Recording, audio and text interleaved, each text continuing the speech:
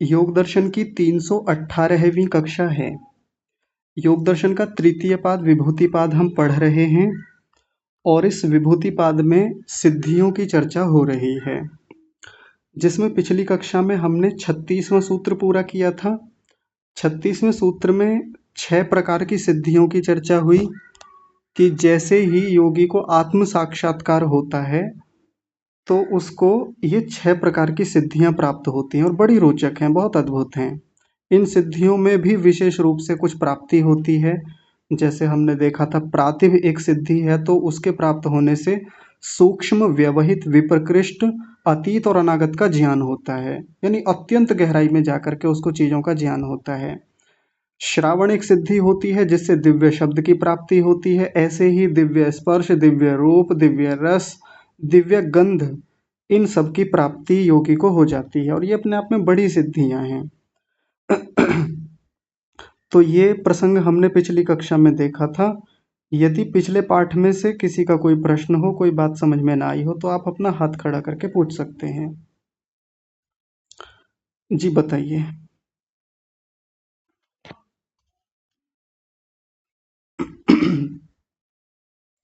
है किसी का कोई प्रश्न?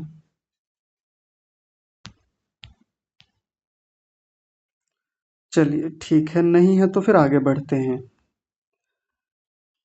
देखिए, बहुत सारी सिद्धियां अभी तक हमने देखी हैं। 19-20 के आसपास सिद्धियां हुई हैं। अगर इन 6 सिद्धियों को एक सिद्धि मान लेना तो लगभग 19 या 20 हो गई हैं। तो अब देखिए, एक बहुत महत्वपूर्ण बात बीच में रुक करके बता रहे हैं, यानी सिद्धियों का जो प्रसंग चल रहा है, एक क्रम बना हुआ है, एक के बाद एक सिद्धि आ रही है, आश्चर्यजनक है, रोचक है। लेकिन बीच में रुक करके एक सूत्र में एक बात बता रहे हैं, फिर एक नए सिरे से सिद्धियों को समझाएंगे और आगे तो और भी खतरनाक सिद्धियां आने वाली हैं। तो देखिए, 37वां सूत्र ध्यान से समझेंगे, इससे कई बातों का समाधान हो जाएगा।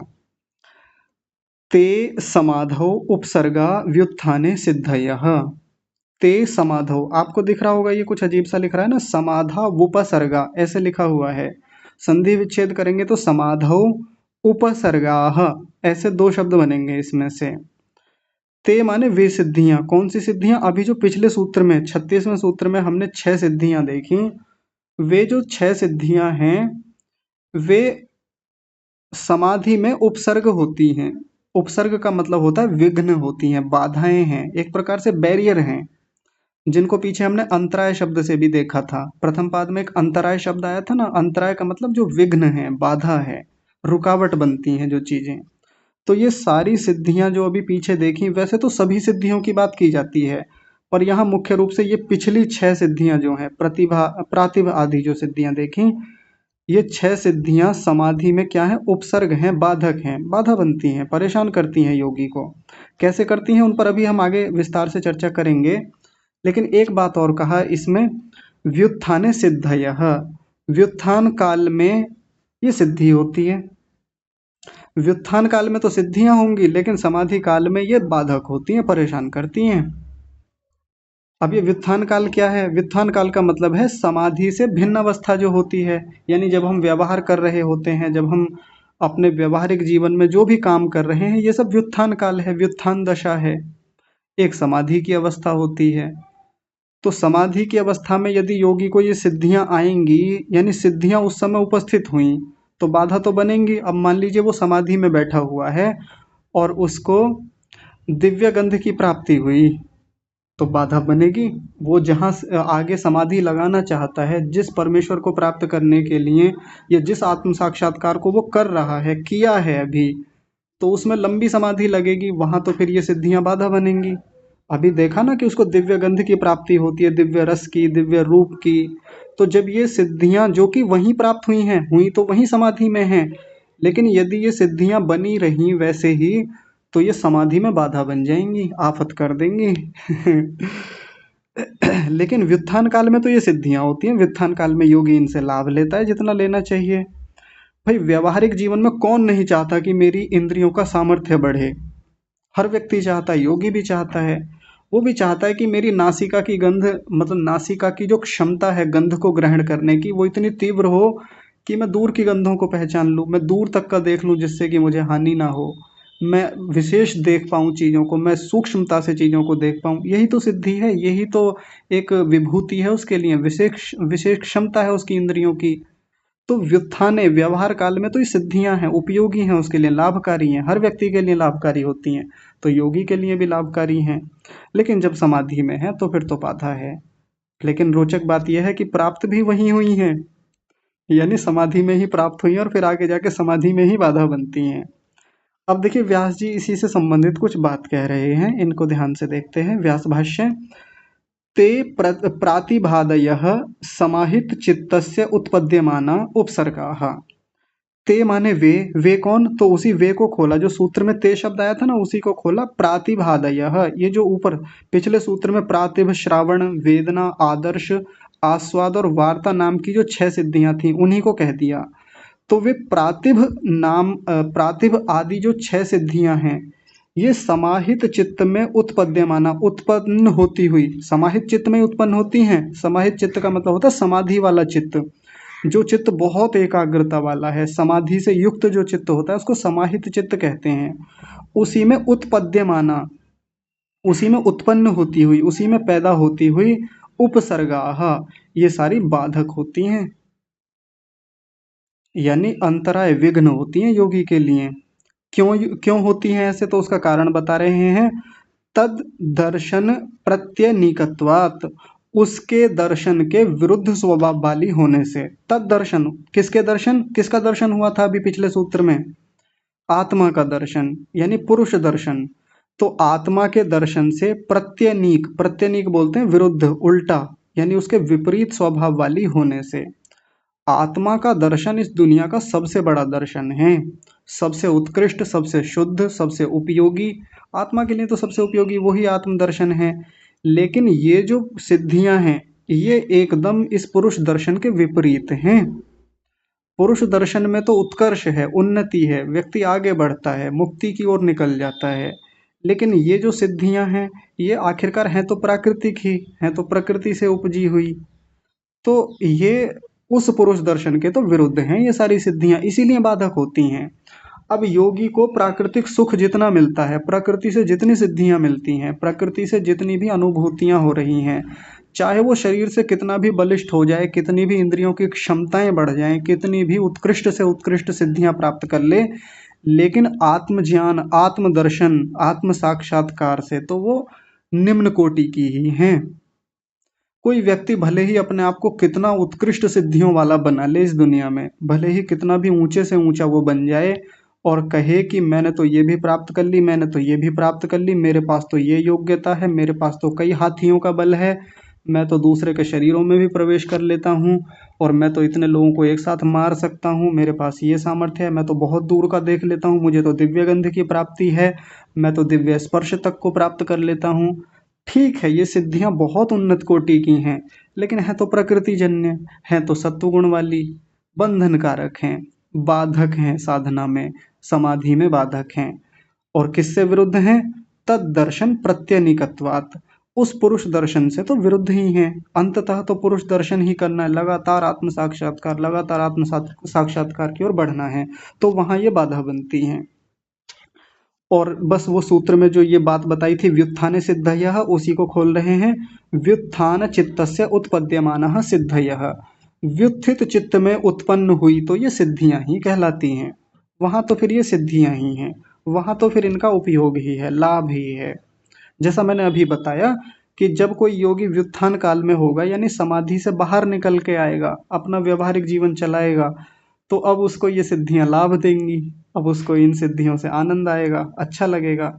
हालांकि ऐसा नहीं है कि वो योगी इन सिद्धियों को लेकर के लोगों को चमत्कार दिखाता फिरेगा कि आओ आपको एक दिव्य गंध की प्राप्ति कराते हैं। कराने को करा दे किसी को, ठीक है, कराते भी हैं कुछ लोग, अच्छे साधक लोग हैं, वो दूसरों को दिव्य गंध की प्राप्ति करा भी देते हैं, ऐसे कई प्रयोग मिलते हैं साधना में। लेकिन वो इसलिए नहीं करेगा कि इससे मेरी जय जयकार होगी, इससे मेरा यश होगा, कीर्ति होगी, नाम होगा, लोग मुझको जानेंगे, चढ़ावा ज़्यादा आ जाएगा, इससे मेरी योग्यता की प्रशंसा होगी, इसलिए नहीं। फिर वो तो फिर बाधा हो जाएगी, फिर आगे जाके उसको बाधा ही होने वाली है। और साधना के नाम पे बहुत सारे लोग सिद्धियां प्राप्त तो कर लेते हैं, अच्छी बात है, जितनी सिद्धियां मिली हैं अपने आप में ऊंची कोटि की बात है, आसान नहीं होता सिद्धियां मिलना। इन सिद्धियों के मिलने के लिए भी उसने संयम किया है, संयम किया है, यानी धारणा, ध्यान और समाधि तक तो वो भी गया है। चित्त तो उसका भी समाहित है, ऊंची गति है उसकी भी। लेकिन इन सिद्धियों में पढ़ करके, इन सिद्धियों में ही रह करके फिर समाज में चमत्कार दिखाना, समाज में रह करके फिर उनको अलग तरीके से प्रस्तुत करना, ये फिर व्यक्ति के लिए बाधा बन जाती है। हाँ, बाहर जितना लाभ ले लेता है उनका ठीक है, उतना लाभ ले लेना चाहिए, अच्छा है। लेकिन जब वो समाधि में बैठेगा तो वहाँ तो उसके लिए ये उपसर्ग ही हैं, यानी बाधा ही हैं। तो देखिए यहाँ तक कई सारी सिद्धियों की चर्चा हुई। अभी तक जितनी सिद्धियां हैं आप ध्यान दीजिएगा, मैं एक बार मोटा मोटा आपको अ, पीछे का रिव्यू करा देता हूँ। रिव्यू कराने का मतलब मैं पीछे का एक सिंहावलोकन रख देता हूँ आपके सामने। अभी तक जितनी भी सिद्धियां हम लोगों ने देखी वो सब कैसी सिद्धियां हैं? ज्ञानात्मक सिद्धियां। सब में व्यक्ति को कुछ ना कुछ ज्ञान ही हो रहा है। जैसे सबसे पहली सिद्धि थी अतीत अनागत का ज्ञान होता है उसको, परिणाम त्रय में संयम करने से ज्ञान ही हो रहा था। कभी उसको क्या होता है, मैं सारी सिद्धियों के नाम मोटे मोटे जल्दी जल्दी बता देता हूँ। पूर्व जाति का ज्ञान होता है, यानी पूर्व जन्मों का ज्ञान होता है, सभी प्राणियों के शब्दों का ज्ञान हो जाता है, अंतर्धान होने की सिद्धि होती है, ये थोड़ी सी अलग है।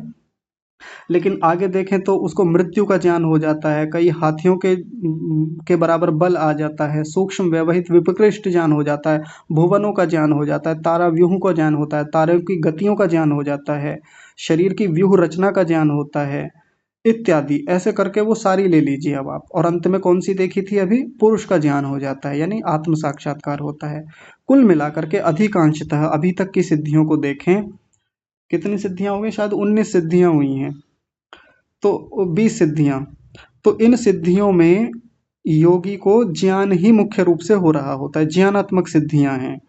अब जो आगे जितनी सिद्धियां कही जाएंगी, जो 38वें सूत्र से प्रारंभ होंगी, ये सिद्धियां क्रियात्मक सिद्धियां हैं। इसमें कुछ क्रियाएं होंगी और योगी विशेष क्रिया करके कहीं अपनी स्थिति बना रहा होगा। अब वो कैसे होंगी तो वो एक एक करके जब हम देखेंगे तब बात समझ में आएगी। अगली सिद्धि एक ऐसी सिद्धि है जिसको लेकर के बहुत कंट्रोवर्सी है। कंट्रोवर्सी का मतलब बहुत विवाद रहता है, इस पे बहुत चर्चाएं रहती हैं, कई बार बड़ा कहा जाता है ऐसे थोड़ी हो सकता है, ये तो हमको स्वीकार्य नहीं है, हम नहीं मानते। लेकिन इसके कुछ ऐतिहासिक प्रमाण भी हैं, पौराणिक कथाओं में भी ऐसी बातें मिलती हैं। और फिर अभी जब तक जिस बात का खंडन पूरी तरह से ना हो जाए, प्रमाणों आदि से खंडन ना हो जाए, तब तक तो मान के ही चलना होता है कि मानेंगे। और जब तक पूरी तरह सिद्ध ना हो जाए तो फिर संशय भी करना ही होता है कि भाई हो सकता है झूठ ही हो सकता है गलत हो, लेकिन विचार करते रहेंगे और काम करने की कोशिश करेंगे इन पर। तो आइए 38वें सूत्र में देखते हैं क्या कह रहे हैं। बंधन कारण शैथिल्यात् प्रचार संवेदनाच्च चित्तस्य पर शरीरावेशः। तो सिद्धि क्या बताई? चित्तस्य पर शरीरावेश, चित्त का पर शरीर यानी दूसरे के शरीर में आवेश, प्रवेश। आवेश को क्या लिख सकते हैं? प्रवेश लिख सकते हैं। आवेश कह लीजिए, प्रवेश कह लीजिए, एक ही बात है, थोड़ा सा डिग्री का अंतर हो जाता है इधर उधर, आवेश और प्रवेश एक ही बात होती है। तो चित्तस्य यानी चित्त का दूसरे के शरीर में प्रवेश हो जाता है, यानी एक योगी इस सिद्धि के माध्यम से अपने चित्त को, स्वयं के चित्त को दूसरे के शरीर में प्रवेश करा देता है।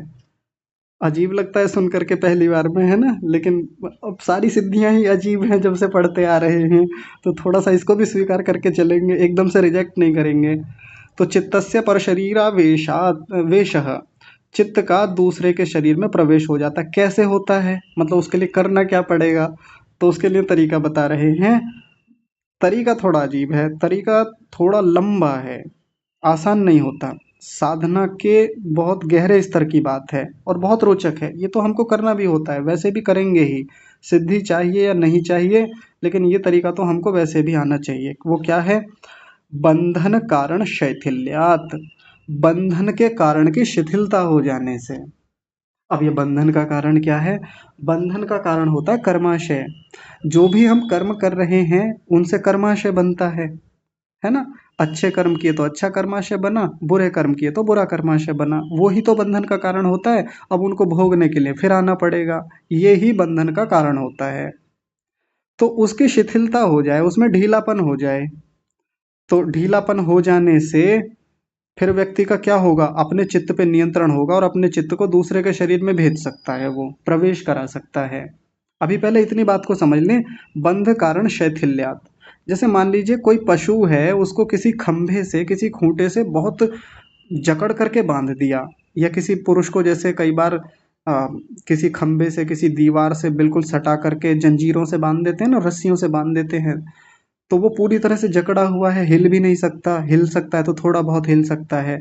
तो शैथिल्य का मतलब होता है ढीला कर देना। रस्सियों के बंधन थोड़े ढीले कर दिए। गाय बंधी हुई थी खूंटे से, थोड़ा ढीली कर दी, उसकी रस्सी को थोड़ा एकदम अंतिम सिरे पे बांध दिया, वो घूम सकती है, फिर सकती है, चर सकती है। तो ये होती है शिथिलता कर देना। अब हमारे भी बंधनों का एक जकड़न है भीतर, हमारे भीतर इतने कर्म हमने कर रखे हैं पिछले जन्मों में, इतने संस्कार इकट्ठे कर रखे हैं कि बंधन ही चले जा रहा है। कितने जन्म तो पहले निकाल दिए, ये भी एक जन्म चल रहा है, और अभी आगे और भी जन्म होते रहेंगे। तो जब तक ये बंधन बना रहेगा, तब तक ये जन्म जन्मांतर चलते रहेंगे। और तब जब तक ये बंधन बना रहेगा, तब तक चित्त को दूसरे के शरीर में प्रवेश भी नहीं करा सकते। इस चित्त का, इस कर्मों का जो बंधन है, कर्माशय जो है, यदि उसके बंधन को हम थोड़ा ढीला कर दें, रस्सियों को थोड़ा ढीला कर दें, रस्सियों को ढीला कैसे करेंगे वो भी चर्चा होगी इस पे, लेकिन यदि उस बंधन को ढीला कर दें, कर्माशय को ढीला कर दें, शिथिल कर दें, तो ऐसा करने से योगी की अपने चित्त पर नियंत्रण की इतनी गजब की स्थिति होती है कि दूसरे के शरीर में अपने चित्त को, अपने मन को प्रवेश करा देता है। एक बात हो गई। दूसरी बात इसमें क्या बता रहे हैं, प्रचार संवेदनात् च माने और, प्रचार की संवेदना होने से। प्रचार का मतलब क्या होता है, प्रचार का मतलब होता है आना जाना।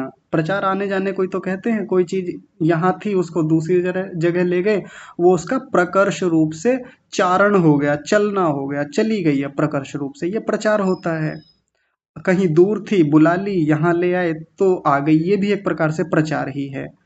तो प्रचार की संवेदना होने से, संवेदना का मतलब होता है ज्ञान होने से, यानी चित्त की के प्रचार की संवेदना यदि हो जाए कि चित्त कहाँ ले जाना है, किस दिशा में ले जाना है, कहाँ को ले जाएंगे चित्त को, किस दिशा में जाएगा तो बेहतर जाएगा, यदि ये किसी को संवेदना हो जाए, ज्ञान हो जाए, तो अपने चित्त को दूसरे के शरीर में प्रवेश करा सकता है।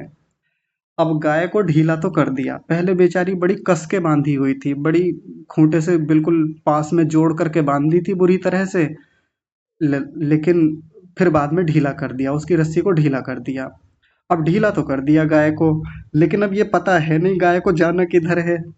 व्यक्ति को ढीला तो कर दिया, उसकी जो जंजीरें बंधी हुई थी, रस्सियां बंधी थी, वो ढीली कर दी, व्यक्ति बंधन से मुक्त तो हो गया, लेकिन अब जाए कहाँ। कई बार जेलों में से कैदी निकलते हैं 20-20 साल के बाद, आजीवन कारावास पूरा करने के बाद वो निकलते हैं। आजीवन कारावास का मतलब हमेशा कारावास में रहना नहीं होता, एक लिमिटेशन होती है उसमें भी कि 20 साल पर 15 साल इतने वर्षों तक व्यक्ति रहेगा। अब जब वो जेल से बाहर आया, बंधन छूट गए, शिथिल हो गए, ढीले हो गए। अब वो जेल के दरवाजे पे, जैसे आपने फिल्मों में देखा होगा ना, वो कई वर्षों का कारावास करके बूढ़ा होकर के जब बाहर आके जेल के दरवाजे पे खड़ा होता है, तो चारों ओर को देखता है, वो किधर जाए, जाने का कुछ पता नहीं है, कोई संवेदना नहीं है, प्रचार की संवेदना नहीं है। प्रचार मतलब कहाँ जाए, किधर को जाए, पता नहीं है। अब वो चल पड़ता है फिर इधर उधर को, तो फिर उसकी कुछ ना कुछ हो, उसके साथ दुर्घटना फिर हो जाती है। अब चित्त के बंधन को तो ढीला कर दिया, यानी कर्म बंधन को ढीला तो कर दिया, लेकिन ये पता है नहीं कि अब चित्त को ले जाना किस दिशा में है, दूसरे के शरीर में प्रवेश कैसे कराना, ये विधि पता नहीं है। चित्त जाएगा कैसे, अब वो फिजिकली निकल के जाएगा या वो भावनात्मक रूप से अंदर से निकल के जाएगा, ये भी पता नहीं है। तो उसका जब पता चल जाएगा, यानी पहले तो बंधन का कारण यानी कर्माशय को ढीला करना पड़ेगा, दूसरा प्रचार की संवेदना हो जाए, चित्त को ले जाना किस दिशा में है ये पता चल जाए, ये बोध हो जाए। ऐसा करने से चित्तस्य पर शरीरावेश, तो इस चित्त का दूसरे के शरीर में प्रवेश होता है। सूत्र समझ में आ गया होगा, है ना। हालांकि बात समझ में नहीं आई होगी कि ऐसा कैसे हो सकता है, लेकिन अभी सूत्र समझ में आ गया होगा, इतना तो मुझे लग रहा है। बाकी बातों को आगे देखते हैं। व्यास भाष्य में समझा रहे हैं, ध्यान दीजिए।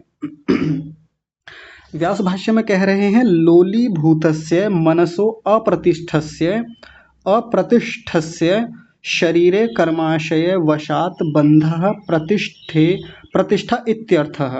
प्रतिष्ठित्यर्थः को अलग अलग खोलेंगे तो प्रतिष्ठा इति अर्थः, ये 3 शब्द हैं इसमें।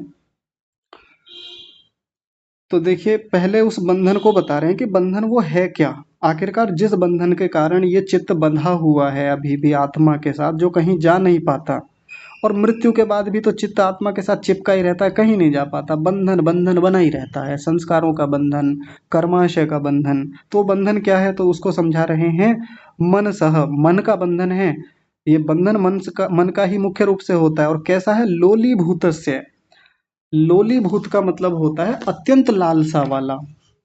लौल्यात एक शब्द पीछे आया था, आपको याद होगा, शायद दूसरे सूत्र में था ऐसा कुछ। तो लौल्य का मतलब होता है लालसा वाला जो चित्त है, जिसमें अत्यंत चंचलता है, लालसा है, गर्धा है, तृष्णा है। अभी ये खा लूं, अभी ये पी लूं, ये चख लूं, इधर चला जाऊं, ये भी कर लूं, ये भी मिल जाए, वो भी भोग लूं, इधर भी कर लूं, वो भी कर लूं। ऐसा जिस व्यक्ति का चित्त होता है वो उसको लोलीभूत चित्त बोलते हैं। अत्यंत लालसा वाला, अत्यंत गर्धा तृष्णा वाला चित्त है उसका। अप्रतिष्ठस्य, अप्रतिष्ठस्य का मतलब होता है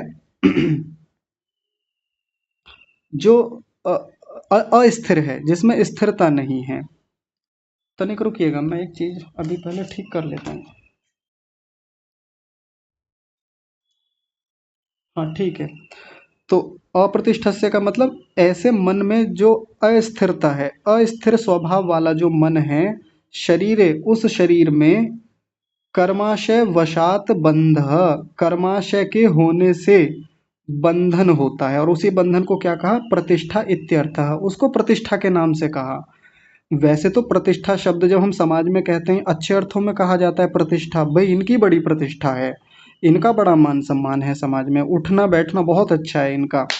लेकिन यहाँ प्रतिष्ठा का मतलब बंधन के रूप में है। प्रतिष्ठा में भी व्यक्ति कहीं ना कहीं एक जगह बंधा होता है, किसी पद से बंधा हुआ है, किसी सम्मान से बंधा हुआ है, एक छवि बनी हुई है उससे बंधा हुआ है, उससे अलग नहीं जा सकता वो। तो यहाँ भी शरीर में उस व्यक्ति, उस कर्माशय के होने से वो उस व्यक्ति का बंध होता है, उस आत्मा का बंधन है। तस्य कर्मणो बंध कारणस्य शैथिल्यम समाधि बलात् भवति। तस्य कर्मणः बंध कारणस्य, वो जो बंधन का कारण है, वो जो बंधन का कारण है, कौन है बंधन का कारण, कर्मणः, यहाँ पर लिखा कर्मणः, कर्मणः यानी कर्म, कर्माशय भी कह सकते हैं। तो जो बंधन का कारण कर्माशय है उसके तो तस्य, उसका, समाधि बलात्, समाधि के बल से, शैथिल्यम भवति, उसकी शिथिलता हो जाती है। देखिए वाक्य की संरचना को फिर से समझिए। बंधन कारणस्य कर्मणः, बंधन का जो कारण कर्म है, कर्माशय है, वो उसकी शिथिलता किससे होती है, समाधि बलात्, समाधि बलात् शैथिल्यम भवति, समाधि के बल से, समाधि के हो जाने से उसकी शिथिलता हो जाती है। इस बात को सरल भाषा में समझते हैं। याद कीजिए जब योग दर्शन पढ़ना शुरू किया था तो प्रथम सूत्र के ही व्यास भाष्य में जब संप्रज्ञात समाधि को हमने देखा था तो उसमें एक बहुत बड़ी पंक्ति आई थी, यस्तु एकाग्रे चेतसी सद्भूतम अर्थम प्रद्योत्यति क्षिणोति च क्लेशान कर्म बंधनानि शिलथयति निरोधम अभिमुखम करोति। ये संप्रज्ञात समाधि की विशेषता होती है। क्या होती है कि जब योगी का चित्त अत्यंत एकाग्र वाली स्थिति में होता है, यानी संप्रज्ञात समाधि में होता है, तो उसको बहुत सारी अच्छी स्थितियां प्राप्त होती हैं। उसमें एक तो ये होता है कि क्षीणोति च क्लेशान, क्लेश क्षीण हो जाते हैं, अविद्या अस्मिता राग द्वेष अभिनिवेश ये क्षीण हो जाते हैं। और इन्हीं के क्षीण होने से कर्म बंधन शिलथयति, कर्म बंधन शिथिल हो जाते हैं। क्योंकि कर्म, हमारे जो कर्माशय हैं वो कब फल को देते हैं, जब क्लेश साथ में जुड़ते हैं। अगर क्लेश ही समाप्त कर दिए जाएं तो ये जो कर्माशय है, ये जो कर्म बंधन है, ये शिथिल हो जाएगा, ये अपने फल नहीं देगा। क्लेश मूल कर्माशयो हो, ये पीछे एक आया था ना सूत्र, क्लेश मूल कर्माशयो हो दृष्टा दृष्ट जन्म वेदनीय। हाँ, ऐसे करके हमने एक सूत्र देखा था कि कभी भी कर्माशय तब फल को देता है जब क्लेश मूल में होता है। अब इस योगी ने जो समाधि के बल को प्राप्त किए हुए है, इसने अपने क्लेशों को समाप्त कर लिया है। मोटे मोटे अंशों में कहें तो अविद्या समाप्त है, अस्मिता समाप्त कर ली है, राग द्वेष पे बहुत अच्छा नियंत्रण है, इनको दग्ध बीज कर लिया है। तो ऐसा करने से बंध कारणस्य कर्मणः, बंधन का जो कारण वो कर्माशय है उसको शैथिल्यम, उसको ढीला कर दिया है। अब ये कर्म के बंधन, ये कर्माशय उसको बंधन में नहीं डालते। अब इसको फल देने के लिए आगे जन्म नहीं दिलाएंगे। ये योगी की समाधि के कारण से स्थिति बनती है। आप प्रथम पाद के व्यास भाष्य में जाकर के फिर से देखिएगा जो मैंने अभी बताया है। तो ये होता कैसे? समाधि के बल से। यानी इस योगी ने समाधि लगाई है, अपने कर्म बंधन को शिथिल किया है, ढीला किया है। तो एक एक चीज हो गई। और दूसरा क्या किया इसने? दूसरा इसने काम किया, प्रचार संवेदनम च चित्तस्य समाधि जम एव। ये द की जगह आप ध कर लीजिएगा, समाधि जम एव। तो पहला काम क्या किया? बंधन का कारण जो कर्माशय है उसको शिथिल किया। दूसरा काम जो अभी ऊपर सूत्र में भी बताया था, प्रचार संवेदनाच चित्तस्य, प्रचार संवेदनम च चित्तस्य समाधिजम एव। ये जो प्रचार की संवेदना है कि चित्त को किस दिशा में ले जाना है, चित्त के साथ करना क्या है, चित्त को कौन सी गति देनी है, ये भी किससे होता है? चित्तस्य समाधिजम एव। ये भी समाधिजम होता है, समाधि से उत्पन्न होता है। समाधि होने से पहला काम तो ये हो गया कि कर्म बंधन ढीले हो गए, यानी अविद्या समाप्त हुई, क्लेश समाप्त हुए, और ये जो कर्मों का बंधन है ढीला हो गया। वहीं समाधि होने से ही दूसरा काम ये हो जाता है कि उसको एक ये बोध हो जाता है योगी को कि अब चित्त को ले किस दिशा में जाना है, प्रचार क्या होना चाहिए अब इसका। जैसे किसी को ये लगता हो कि भाई मुझे अपने चित्त को दूसरे के शरीर में ले जाना है, अब इसके लिए चलिए कर्म बंधन को शिथिल तो कर लेंगे, लेकिन अब ले जाना किस दिशा में है इसको समझाइए, इसको बताइए। तो नहीं बता सकते इसको बोल करके। क्यों नहीं बता सकते? क्योंकि यहाँ कहा तो है ये समाधि जम होता है, समाधि से उत्पन्न होने वाला है। समाधि जम मतलब समाधि से ही वो बात पता चलेगी वहां जाकर ही, कि चित्त को अब मैं कैसे शरीर से बाहर निकालूं, कैसे दूसरे के शरीर में प्रवेश कराऊं। इस पे उदाहरण भी मिलेंगे, आगे बात करेंगे इस पे, इतिहास के भी उदाहरण हैं। तो इतना समाधि से दो काम हो गए। आगे देखिए, कर्म बंधन क्षयात स्वचित्तस्य प्रचार संवेदनाच योगी चित्तम स्वशरीरान शरीरात निष्कृष्य शरीरांतरेषु निक्षिपति। कर्म बंधन क्षयात, कर्म बंधन के क्षय होने से, यानी कर्म बंधन के समाप्त हो जाने से, ढीले हो जाने से, स्वचित्तस्य प्रचार संवेदनाच, और अपने चित्त के प्रचार की संवेदना होने से कि चित्त को किस दिशा में ले जाना है, वो ज्ञान योगी को हो गया है। योगी चित्तम, योगी अपने चित्त को स्वशरीरात, अपने शरीर से, निष्कृष्य निकाल करके, अपने शरीर से अपने चित्त को निकाल करके, ध्यान दीजिए, योगी क्या करता है? अपने चित्त को अपने शरीर से निकाल करके शरीरांतरेषु, शरीरांतर में, अन्य के शरीर में, शरीरांतर का मतलब अन्य शरीर में। जैसे एक होता है देश, एक होता है देशांतर। देश का मतलब हमारा देश, देशांतर मतलब दूसरे देश। हमारे देश को छोड़कर जितने भी देश इस दुनिया में, वो देशांतर हो गए। ऐसे ही जैसे लोक, यानी ये वाला लोक जिस जन्म में हम रह रहे हैं, लोकांतर मतलब अन्य लोक जो होंगे, आगे जो जन्म होंगे वो सब लोकांतर हैं हमारे लिए। तो शरीरांतर का मतलब क्या हो गया? शरीर का मतलब मेरा शरीर, और शरीरांतर का मतलब दूसरों के शरीर। तो शरीरांतरेषु, दूसरे के शरीर में, निक्षिपति डाल देता है। योगी कर्म बंधन को शिथिल करके, समाप्त करके, और प्रचार की संवेदना को प्राप्त करके, अपने शरीर में से अपने चित्त को निकाल करके, निष्कृष्य निकाल करके, शरीरांतरेषु दूसरे के शरीर में, निक्षिपति डाल देता है, प्रवेश करा देता है, स्थापित कर देता है। तो ये बात इन्होंने पूरी कर दी। अभी आगे देखिए, एक चीज और हो रही होती है साथ में, ये भी थोड़ी अजीब लगेगी लेकिन विचारणीय है। एक चीज और क्या हो रही होती है चित्त के साथ साथ? भाई चित्त के बारे में हमने एक बात पढ़ रखी है, प्रत्याहार में भी हम पढ़ के आए थे। क्या पढ़ा था? कि चित्त को जहां जहां लगा देते हैं, चित्त जहां जहां जाता है, इंद्रियां तो उसके पीछे पीछे जाती हैं। इंद्रियों का अपना कोई रास्ता नहीं होता। चित्त जहाँ जहाँ रास्ता बनाता है, चित्त जहाँ जहाँ लगता है, इंद्रियां उसका पीछा करती हैं, अनुसरण करती हैं, अनुपतंती, यानी उसके पीछे पीछे जाती हैं। तो साथ में ये एक दूसरा काम हो रहा होता है जो सूत्रकार ने नहीं बोला था, इन्होंने बोला। किसने? व्यास जी ने। तो ये कहा है, क्या है? निक्षिप्तम चित्तम च इंद्रियाणी अनुपतंती, अनु को पतंती के साथ जोड़ लेंगे। निक्षिप्तम चित्तम, वो जो चित्त डाल दिया है दूसरे के शरीर में, जो डला हुआ चित्त है। निक्षिप्तम यानी जो वहां जाकर के स्थापित किया, क्या? चित्त, अपना चित्त। अपना जो चित्त दूसरे के शरीर में डाल दिया है, स्थापित कर दिया है, उसके साथ क्या होता है, इंद्रियाणी, सारी इंद्रियां जितनी भी हैं, अनुपतंती, उसका अनुसरण करते करते पीछे पीछे चली जाती हैं। अब इंद्रियां पीछे पीछे चली जाती है मतलब हमारी आंख निकल के चली जाएगी क्या, हमारे कान, हमारी नासिका त्वचा निकल के चली जाएगी? नहीं। ये भी चर्चा हमने पीछे की है। इंद्रियों का मतलब ये इंद्रियां नहीं होती जो हमको बाहर से दिख रही हैं।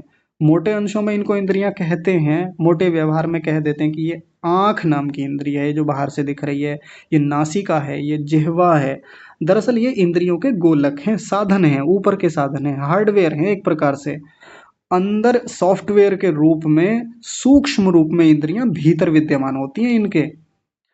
जैसे चित्त अपने आप में बहुत सूक्ष्म एक वस्तु है जो दिखता नहीं है, ऑपरेशन करें, शरीर को काटें फाड़ें चीरें, तब भी वो दिखता नहीं है, सीधे सीधे वो एक हार्डवेयर के रूप में नहीं है, या है तो बहुत सूक्ष्म है, अत्यंत सूक्ष्म है, जिसको आंखों से और यंत्रों से नहीं देख पाया अभी तक किसी ने। वैसे ही इंद्रियों के ये बाहर जो दिखने वाले हैं, ये त्वचा जो पूरे शरीर में फैली हुई है, ये तो गोलक है। असली इंद्रिय जो है वो सूक्ष्म रूप में इसमें पूरी तरह भीतर विद्यमान है, जो संवेदना को चित्त तक पहुंचाने का काम करती है।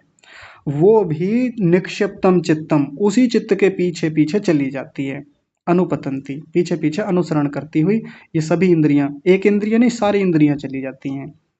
कैसे चली जाती हैं तो याद कीजिए, जब हम प्रत्याहार को देख रहे थे तो वहां भी ये उदाहरण दिया था, सेम एग्जाम्पल यहाँ भी प्रस्तुत किया है, वही उदाहरण देखिए क्या है। यथा मधुकर राजनम मक्षिका उत्पतंती, उत्पतंतम अनुत्पतंती, बिल्कुल यही शब्द थे। यथा जैसे कि मक्षिका, मक्खियों का जो राजा होता है, जिसको मधुकर राज बोलते हैं, या रानी मक्खी भी कह देते हैं, मक्खियों का राजा कह लीजिए या मक्खियों की रानी मक्खी कह लीजिए। वो बड़ी मोटी मक्खी होती है ना, कभी आपने देखा हो तो मधुमक्खियों का छत्ता देखा हो, या फिर जहाँ मधुमक्खी पालन होता है, डब्बे में वो लोग पालन करते हैं, तो वहां भी एक रानी मक्खी होती है बहुत मोटी, या मधुकर राज कह लीजिए, मक्खियों का राजा। तो मक्षिका मधुकर राजनम, मक्खियों का जो राजा होता है, उत्पतंतम, वो जब उड़ता है तो अनुत्पतंती, ये सारी मक्षिकाएं जो हैं, मक्खियां जो हैं, वो उड़ जाती हैं उसके पीछे पीछे। निविष्मानम, अगर वो बैठ जाए तो अनुनिविशंते, तो वो उसके पीछे पीछे, अनु का मतलब पीछे पीछे, निविशंते बैठ जाती हैं, उसी के पीछे पीछे बैठ जाती हैं। तो ये उदाहरण दिया। अब उदाहरण से अपने सिद्धांत की पुष्टि कर रहे हैं। तथा इंद्रियाणी, वैसे ही इंद्रियां, इंद्रियां यानी मक्खियां, इंद्रियों को मक्खी की तरह यहाँ लिया है। तो तथेंद्रियाणी, वैसे ही इंद्रियां, पर शरीरावेशे, दूसरे के शरीर में, चित्तम अनु, चित्त के, अनुविधियंत, चित्त के पीछे पीछे चली जाती हैं, चित्त का अनुसरण करती हैं। अनुविधियंत का मतलब होता है अनुसरण करती हैं, अनुगमन करती हैं। जैसे रानी मक्खी जिधर जाती है उधर ही सारी मक्खियां दौड़ती चली जाती हैं, वो बैठ जाती है तो सारी बैठ जाती हैं। वैसे ही चित्त जब कहीं जाता है तो ये इंद्रियां भी पीछे पीछे भाग जाती हैं उसके। चित्त कहीं रुक जाता है किसी स्थान पे, इंद्रियां भी वहीं रुक जाती हैं। तो इंद्रियों पर नियंत्रण का सबसे अच्छा तरीका है चित्त पर नियंत्रण करें। इंद्रियों को थामने का तरीका है, किसी स्थान विशेष पे लगाने का तरीका है तो मन को वहां लगा लें, मन के पीछे पीछे चलने वाली हैं। लेकिन यहाँ प्रसंग किस रूप में है कि जब कर्म बंधनों को शिथिल कर लिया, प्रचार की संवेदना हो गई और समाधि से ये सब ज्ञान हो गया, तो योगी अपने चित्त को अपने शरीर से निकाल करके दूसरे के शरीर में प्रवेश करा देता है। तो अब जब चित्त ही उधर चला गया तो इंद्रियां इधर क्या करेंगी, वो भी पीछे पीछे उधर ही दौड़ जाती हैं, दूसरे के शरीर में प्रवेश कर जाती हैं। तो इतना प्रसंग हमारा यहाँ पे हुआ है। अब थोड़ा सा इतिहास का एक उदाहरण ले लेते हैं, जितना मैंने सुना है, यदि उसमें कहीं कोई गलती हो और आपने पहले से पढ़ सीख सुन रखा हो तो आप ठीक करा दीजिएगा, क्योंकि मुझे उतनी ठीक से जानकारी नहीं है। जितना पहले कभी पढ़ा था, बचपन में भी ये कहानी हम पढ़ते थे सुनते थे, तब की याद है। एक बड़ा प्रसिद्ध शास्त्रार्थ इतिहास में कहा जाता है मंडन मिश्र और शंकराचार्य का, है ना, सुना होगा आपने। तो मंडन मिश्र और शंकराचार्य के बारे में ये कहा जाता है कि अपने समय के बड़े पंडित थे, बड़े ब्राह्मण थे और बड़े विद्वान व्यक्ति थे। अब उस शास्त्रार्थ में शंकराचार्य जी ने मंडन मिश्र को पराजित कर दिया, हरा दिया उनको अच्छे से धूमधाम से। अब पराजय एक प्रकार से अपमान ही होता है किसी व्यक्ति का। तो मंडन मिश्र जब हार करके घर पहुंचे तो इनकी पत्नी, शायद जिनका नाम भारती था, है ना, शायद यदि मैं गलत ना हूं तो यही नाम था, भारती। तो भारती उनकी पत्नी, जब उनको पता चला कि मेरे पति हार गए, तो वो अपमानित महसूस कर रही थी वो भी कि भाई हमारे पति को हरा दिया शंकराचार्य ने, कौन है ये शंकराचार्य, हम भी देखें उन्हें। अब देखिए, अपने समय में, उस समय में स्त्रियां भी विदुषी हुआ करती थी, उसका ये प्रमाण है ना। और आज की स्त्रियों को ये सीखना भी चाहिए कि यदि हमारे पति पढ़ रहे हैं, हमारे पति विद्वान हैं, तो हम विदुषी क्यों ना बने। हमारे पति आचार्य हैं तो हम क्यों आचार्य ना बने। नहीं, हम तो जैसे पति कह रहे हैं हम तो वैसे ही करेंगे। ठीक है, करना चाहिए, जैसे समाज की व्यवस्थाएं उसके अनुसार भी चलना होता है, लेकिन इतिहास से हम ये भी सीखें कि हमारे इतिहास में ऐसी ऐसी महान वीरांगनाएं, विदुषियां रही हैं कि वो शास्त्रार्थ तक करने के लिए उद्यत हो जाती थीं। संकल्प लिया उन्होंने, भारती ने, वहीं से कि शंकराचार्य से शास्त्रार्थ करेंगे और हराने की पूरी कोशिश करेंगे उन्हें। शास्त्रार्थ हुआ शंकराचार्य और भारती जी का। अब वो शास्त्रार्थ बहुत लंबा चला, बढ़िया से चला। अब उसमें कुछ बातें इन्होंने, भारती जी ने ऐसी पूछ ली जिन पे जाकर के शंकराचार्य जी अटक गए। अब वो बातें ही कुछ ऐसी थीं। शंकराचार्य जी ठहरे अविवाहित ब्रह्मचारी, ब्रह्मचर्य का पालन करने वाले, गृहस्थ की बातें पता नहीं थी। भारती जी ने गृहस्थ की, पति पत्नी के, स्त्री पुरुष के बीच की वो सूक्ष्म बातें पूछ ली जो गृहस्थ वाले ही जानते हैं। एक ब्रह्मचारी व्यक्ति क्या जाने उन बातों को। अब वो बातें पूछ ली इन्होंने। शंकराचार्य का ना कोई अनुभव, ना उस प्रकार का ज्ञान नहीं होता कि हर व्यक्ति को हर बातें थोड़ी पता होंगी, उनको भी नहीं पता थी। अब वो निरुत्तर हो गए वहां जा करके, यानी पराजय हो गई।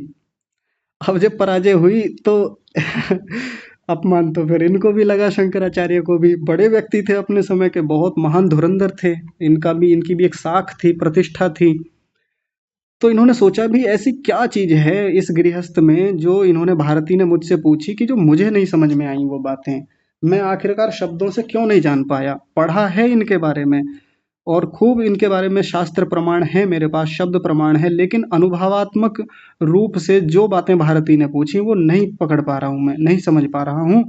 तो अनुभव तो करूंगा, विवाह कर नहीं सकते, पता नहीं क्यों नहीं किया। उनका शायद कोई प्रयोजन रहा होगा, कोई ऐसा संकल्प रहा होगा कि विवाह नहीं करेंगे, क्योंकि इन बातों का अनुभव करने का सीधा सा मतलब था कि विवाह कर लें, कहानी खत्म, अनुभव हो जाएगा।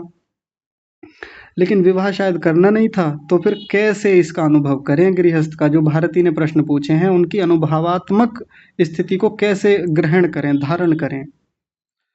तो फिर उन्होंने एक काम किया। उसी समय शायद कोई राजा की मृत्यु हुई थी। मैं फिर कह रहा हूँ, यदि मैं गलत हूं तो आप ठीक कराइएगा, यदि कोई जानते हो ठीक से। किसी राजा की मृत्यु हुई थी। तो शंकराचार्य बड़े विद्वान तो थे ही, एक बड़े शास्त्रज्ञ व्यक्ति थे, साथ में साधक भी थे, योगी तपस्वी भी थे। इन्होंने इसी विधि से, शायद यही विधि रही होगी उनकी भी संयम वाली, संयम किया होगा, बंधन कारण को शिथिल करके प्रचार की संवेदना से अपने चित्त को उन्होंने निकाल करके दूसरे के शरीर में प्रवेश कराया। उस राजा के, जो मृतक राजा था, उसके शरीर में प्रवेश करा दिया। राजा जीवित हो गया, ये जो भी था वो खड़ा हो गया। अब एग्जैक्ट कहानी क्या है मुझे ठीक से वो भी पता नहीं, बहुत समय पहले सुनी थी। तो राजा फिर से खड़ा हो गया। राजा फिर से व्यवहार करने लगा। पहले शायद उसकी मृत्यु की सूचना हो गई थी और फिर वो अपना जीवन चलाने लगा धूमधाम से। राजा गृहस्थी था। अब ये शंकराचार्य का जो चित्त है, क्योंकि चित्त चीजों को ग्रहण करने वाला है, चित्त एक ऐसी स्थिति वाला एक यंत्र है, साधन है, उपकरण है, जो निरंतर ज्ञान को धारण करता है, अनुभवों को धारण करता है। एक प्रकार से हम जो भी जीवन में अनुभव करते हैं, स्पर्श का अनुभव करें, देखने का, दृश्य का, गंध का, रूप आदि का, सबका, वो जब सब संवेदनाएं जाकर के चित्त में इकट्ठी होती रहती हैं। चित्त किसका है? चित्त इनका है, शंकराचार्य का। और शरीर किसका है? उस राजा का है। अब वो राजा का शरीर, शंकराचार्य का चित्त, तो वो, अब मैं राजा ही बोलूंगा इसके लिए, तो वो राजा अब गृहस्थ में गया है। वहां जाकर के फिर से उसका वही गृहस्थ जीवन शुरू हुआ है। तो गृहस्थ में जो जो उन्होंने कर्म किए, जो जो चीजें उन्होंने, जो जो व्यवहार किए, जो गृहस्थ के व्यवहार होते हैं, वो सब अनुभव शंकराचार्य के उस चित्त को, उस सॉफ्टवेयर को एक प्रकार से, जैसे किसी कंप्यूटर में हार्ड डिस्क डाल करके चेंज करके उसमें डाल दी, अब किसी भी कंप्यूटर में डाल दें, किसी भी कंप्यूटर में डाल के डेटा का ट्रांसफ़र हम कर सकते हैं। इस कंप्यूटर में से उस हार्ड डिस्क को निकाला, उसमें डाल दिया, उसमें डेटा ट्रांसफ़र कर लिया। जो चीज़ें कॉपी करके पेस्ट करने की थी उधर कर दी, उधर से लेने की थी तो कॉपी करके इधर हार्ड डिस्क में पेस्ट कर दी ला करके। ऐसे ही शरीर हार्डवेयर तो राजा का है, सॉफ्टवेयर यानी चित्त वो किसका है? शंकराचार्य का है। तो उस हार्डवेयर के माध्यम से जो डेटा था उसको कॉपी पेस्ट करके राजा शंकराचार्य ने अपने चित्त में ट्रांसफ़र किया, स्थापित किया। आत्मा किसका है इस पूरी प्रक्रिया में? ये एक विचार की बात है, क्योंकि आत्मा ही तो सब करवा रहा है।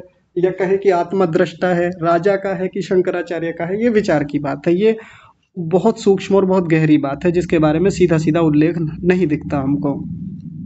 अनुभव हो गया विधिवत उनको, तो चित्त को निकाल करके उन्होंने फिर से अपने शरीर में ला करके रख लिया, अनुभव हो गया। आगे की क्या कहानी है वो मुझे भी नहीं पता, लेकिन जितना हमारे लिए उपयोगी लगा मुझे वो मैंने आपको बताया। मैं फिर से एक बात कह रहा हूँ, यदि इस पूरी कहानी में कहीं कोई दोष हो, कहीं कोई गलती हो तो ठीक कराइएगा, क्योंकि बहुत समय पहले ये कहानी मैंने सुनी थी। और भी इतिहास में कई प्रकार की कहानियाँ, प्रमाण हम सुनते हैं, पुराणों में भी इस प्रकार की कहानियाँ आती हैं। बचपन में मैंने भी शायद मैं छठी सातवीं कक्षा में रहा होऊंगा, उस समय भी कुछ मैंने पुराण पढ़े थे, एक दो, जिसमें एक गोरख पुराण के नाम से था। तो उसमें भी कुछ ऐसी कहानियाँ उन योगियों की थीं जो नाथ योगी हुआ करते थे। गोरखनाथ थे, मच्छिंद्र नाथ थे, मोनी नाथ करके एक होते थे, एक गहनी नाथ थे, आज भी मुझे उनके नाम याद हैं। तो उनके बारे में भी कई कहानियाँ ऐसी थीं। बहुत बड़ा, जैसे हमारे वेद है ना, वेद शास्त्र पुस्तकें बहुत मोटी मोटी, भाष्य वाले वेद जिनकी बात कर रहा हूँ, संहिता वेद नहीं, भाष्य वाले वेद हैं, जैसे महाभारत एक ग्रंथ है, ऐसे ही गोरख पुराण है, कभी आपको अवसर मिले तो पढ़िएगा। तो उसमें इस प्रकार की बातें हैं, कहानियाँ हैं कि एक नाथ हैं, मच्छिंद्र नाथ करके थे, जहाँ तक मुझे धुंधला धुंधला याद है उनका थोड़ा सा, दूसरे के शरीर में वो प्रवेश कर जाते थे। ऐसी भी उनकी कहानियाँ सुनने में आती हैं, गोरखनाथ की बड़ी कहानियाँ उसमें लिखी हुई हैं। तो कितना सच है वो, कितना झूठ है, ये एक विचार की बात है, परीक्षा की बात है, लेकिन ऐसे उदाहरण तो देखने में आते हैं, और ये तो यहाँ सिद्धि की बात कही ही है। तो ये 38वां सूत्र पूरा हो गया है। आप लोग इस पर विचार कीजिएगा, और कोई बात समझ में नहीं आती है तो फिर उस पर चर्चा करेंगे, विचार करेंगे। ठीक है, आज की कक्षा को विराम देते हैं। जुड़ने के लिए सभी का हृदय से बहुत धन्यवाद। आज की कक्षा को यहीं विराम। आप सभी को सादर प्रणाम।